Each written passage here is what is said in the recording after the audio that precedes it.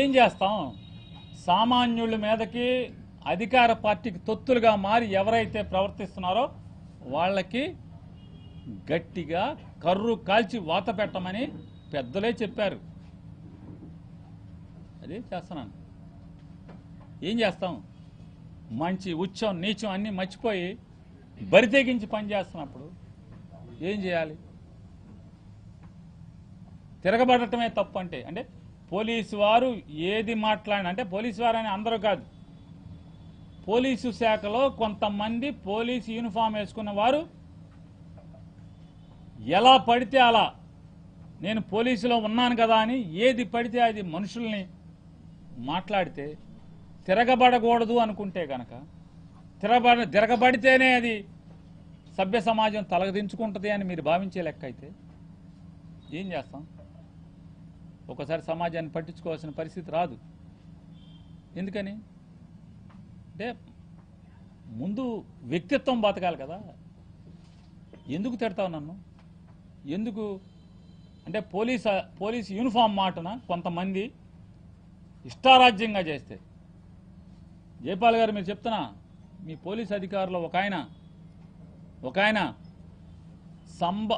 4 ఏళ్ల క్రితం సంబరాల రాంబాబు లాడ్జిలో దొరికాడు అని ఫేస్బుక్లో పోస్ట్ పెడితే, సంబరాల రాంబాబు లాడ్జిలో దొరికాడని ఫేస్బుక్లో పోస్ట్ పెడితే ఇవాళ కాదు, అంటే 6 ఏళ్ల క్రితం పెడితే 2 సంవత్సరాల క్రితం ఆ దళిత యువకుడిని 10 రోజులు అక్రమ కేసుతో జైల్లో పెట్టారు. 10 రోజులు సోషల్ మీడియా కేసులో.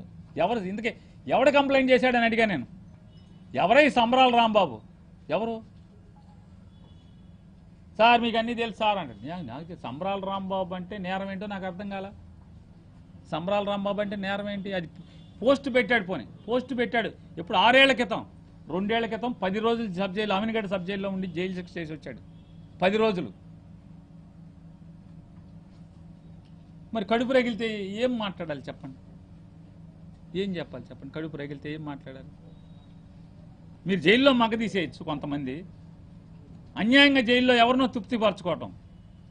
ఆడ ముద్దు చీనగడి చెప్పాడు బావ కళ్ళ ఆనందం. ఇక్కడ భాషాగాడి కళ్ళ ఆనందం కోసం మేము మీరు ఇష్టం వచ్చినట్టు చేసేస్తే భాషాగాడి కళ్ళ ఆనందం కావాలని మళ్ళీ మీరు అంటారు. చూడండి సిగ్గులేని మీద భాషాగాడు అంటున్నాడు. మరి ఏం తప్పులు చేస్తే, పాపాలు చేస్తే కడుపు రగిలిన వాళ్ళు ఏం మాట్లాడతారు?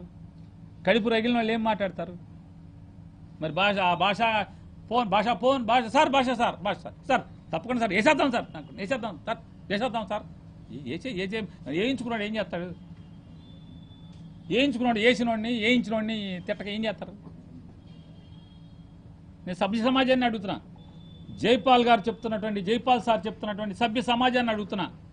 ఏం చేస్తారు? వేధింపులు చేసి జైల్లో వేస్తే మీ కొడుకో, మీ తమ్ముడో, మీ అన్నో అక్రమ కేసులో పోలీసులు అన్యాయంగా జైల్లో మగ్గదీస్తే 10 రోజులు 15 రోజులు. చెప్పండి, ఇవాళ పామర్లో జరిగింది. ఎవడు దాన్ని సరిదిద్దగలడు? ఈ ప్రపంచంలో దేవుడు సరిదిద్దగలడా? అభంశుభం తెలియని అమ్మాయి ఒక పోలీస్ అధికారిని ప్రశ్నిస్తే అత్యాయత్నం కింద తీసుకెళ్లి 7 రోజులు ఒక దళిత విద్యార్థిని, చదువుకున్న నర్సింగ్ అమ్మాయిని తీసుకెళ్లి జైల్లో పడేస్తే తప్పుడు కేసు పట్టి ఏం చేయాలి? ఏం అనకుండా ఏం చేయాలి చెప్పండి?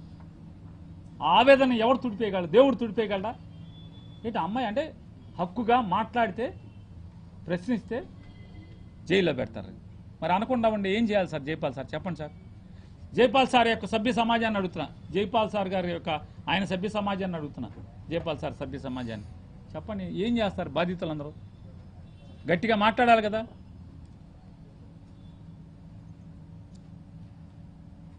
నా మీద కోపం ఏమన్నా అన్నీ మర్చిపోండి జైపాల్ సార్. నా మీద కోపం ఉంటే అన్నీ మర్చిపోయి మా అబ్బాయి పేరుని కృష్ణమూర్తి గారిని రోజు మీరు ఖాళీగా ఎప్పుడు ఉంటారు చెప్తే సంస్కారం నేర్పటానికి, నడవడికి నేర్పటానికి తప్పకుండా నా మీద, అంటే అంతక్రితం 20 ఏళ్ళు చూపించిన ప్రేమ అది తప్పుడుదేమో, సరే దొంగ ప్రేమే అయినా కూడా నా మీద జాలితో మా అబ్బాయి కాస్త ట్రైనింగ్ శుభ్రంగా మంచిగా ఉంటాకి, సమాజంలో మెలగటానికి, సభ్య సమాజం తలకాయ దించుకోకుండా తండ్రిలాగా బతకకుండా ఉంటాకి కాస్త సార్ కొంచెం ట్రైనింగ్ ఇవ్వండి సార్, కొంచెం ప్లీజ్ నా మీద ప్రేమతో అని చెప్తూ సార్కి మీరు నన్ను కంట్రోల్ చేయటానికి లేదా నన్ను అణగదొక్కటానికి లేకపోతే నా నోరు మూయించటాకో లేకపోతే నే చేస్తున్నటువంటి ఈ మీరు చెప్తున్నారు కదా సభ్య సమాజం భరించలేని స్థితిలో నా నడవడికి కఠిన చర్యలు తీసుకుంటామని ఆల్రెడీ మీరు చెప్పారు. ఎందుకంటే కఠిన చర్యలు మీరు తీసుకుంటా కానీ మరి మీరు మీ హోదా ఏంటో నాకు తెలియజేయాలి సార్. మీరు ఇందులో చెప్పారు చాలా కఠిన చర్యలు తీసుకుంటామని. తీసుకోండి, తప్పకుండా మీరు ఏ కఠిన చర్యలు తీసుకున్నా శిరసావహించడానికి నేను ఎల్లవేళలా నేను కాసు కూర్చుని ఉంటాను, మీకోసం ఎదురు చూస్తుంటానని చెప్పని జైపాల్ సార్కి నమస్కారం చేసి తెలియజేస్తాను. చప్పట్లు కొట్టండి, జైపాల్ సార్.